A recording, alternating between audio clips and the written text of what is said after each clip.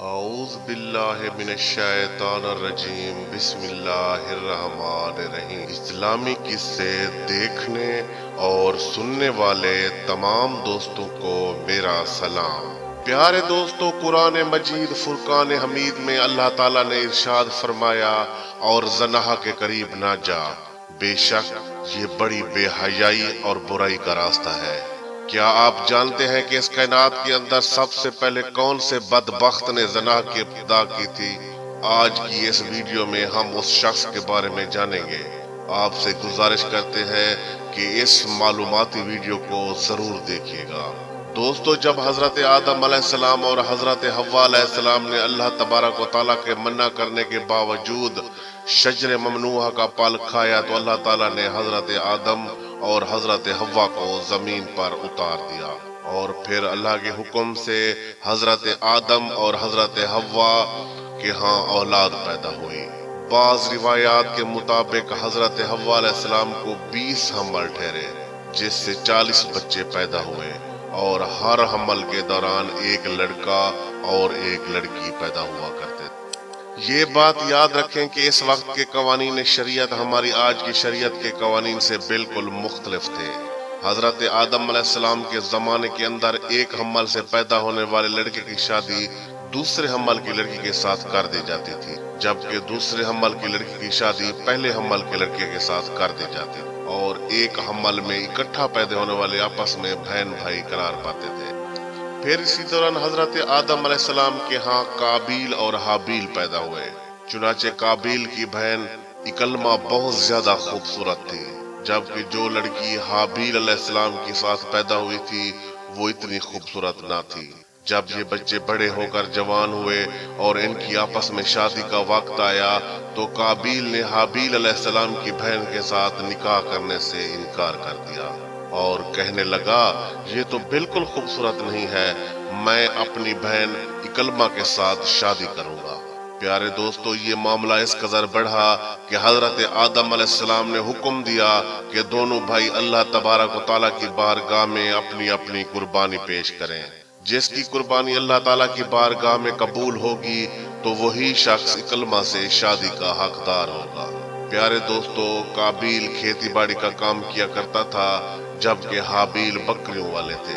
چنانچہ انہوں نے ایک نہایت ہی عمدہ، خوبصورت اور فروا بکری راہ خدا میں قربان کے لیے پیش کی۔ قابیل کیونکہ کھیتی باڑی کا کام کرتا تھا، اس نے فضول اور ردی فصل کا ایک گٹھا قربانی میں پیش کر دیا۔ اس زمانے کی روایت کے مطابق آسمان سے ایک آگ اترتی تھی، اور جس کی قربانی قبول ہوتی تھی اس کی قربانی کو وہ آگ کھا جاتی تھی۔ چنانچہ آسمان سے آگ اتری اور اس نے حضرت حابیل علیہ السلام کی قربانی کو نگل لیا، جس پر قابیل کہنے لگا، ضرور میرے باپ حضرت آدم علیہ السلام نے حابیل کے لیے دعا کی ہو، جس کی وجہ سے اس کی قربانی قبول۔ اس واقعے کے بعد قابیل نے حضرت حابیل علیہ السلام کو مارنے کی دھمکی دی۔ روایات کے اندر آتا ہے کہ حضرت حابیل علیہ السلام قابیل سے زیادہ طاقتور تھے، لیکن آپ نے اللہ تعالیٰ کے خوف کی وجہ سے فرمایا کہ اگر تم مجھے قتل بھی کر دو تو میں تمہاری طرف ہاتھ نہ بڑھاؤں گا۔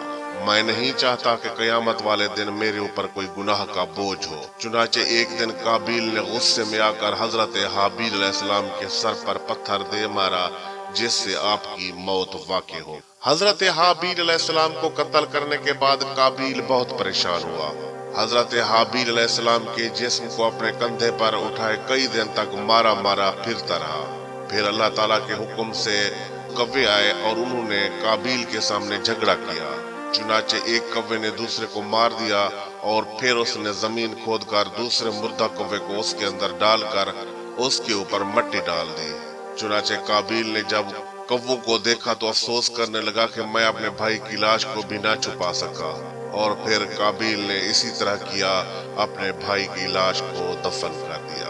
اور اس کے بعد قابیل اپنی بہن اکلیمہ کو لے کر وہاں سے چلا گیا، کیونکہ مسلسل شیاطین اس کے پاس آتے رہتے تھے اور اس بات سے ڈراتے کہ تمہارے باپ کو اگر پتہ چل گیا تو وہ تمہیں قتل کر دیں گے، لہٰذا काबिल अपनी बहन अकलीमा को लेकर दूर कहीं वादियों में जा बसा। प्यारे दोस्तों, वाक़ये के बाद हजरत आदम अलैहिस्सलाम बहुत ज्यादा मगमूम रहा करते थे और अल्लाह तबारक व तआला से दुआ किया करते थे कि या अल्लाह मुझे वारिस अता फरमा। चुनाचे इसी दौरान आपको हजरत शीश अलैहिस्सलाम की बिशारत मिली। शीश अलैहिस्सलाम जैसे ही पैदा हुए तो हजरत आदम अलैहिस्सलाम ने बचपन ही से उनकी तरबियत पर खासी तवज्जो दी और हजरत शीश अलैहिस्सलाम को तमाम मामला से आगाह किया, इसकी तरफ तवज्जो दिलाई और हजरत शीश को तमाम मामला से आगाह किया। बड़े हुए तो हजरत आदम ने उन्हें अपने बाद मोमिनीन का खलीफा बनाया और अपने भाई काबिल के कामों से दूर रहने का हुक्म दिया। फिर जब हजरत आदम अलैहिस्सलाम की रहलत का वक्त करीब आया तो हजरत आदम अलैहिस्सलाम ये वसीयत करते हुए दुनिया से रुखसत हुए। अल्लाह के मुकद्दस फरिश्ते नाजिल हुए और हजरत शीश को हजरत आदम को दफन करने का तरीका बताया।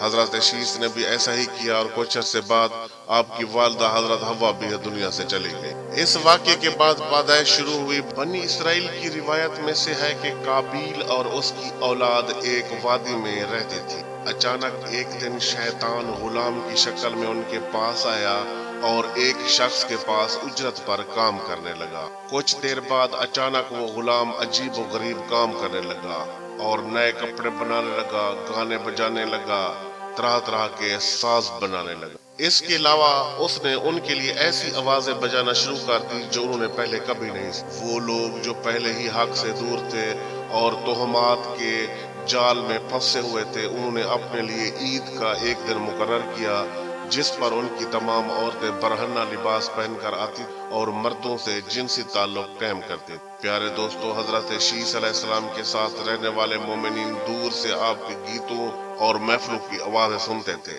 अचानक एक दिन उनमें से एक के ज़हन में ख्याल आया कि क्यों न वहां जाकर देखूं कि मामला क्या है। वो शख्स चुपके से वहां से हिजरत करके गया और ईद के दिन उस जगह पहुंचा जहां काबिल के बच्चे अपनी फरागत में मसरूफ थे।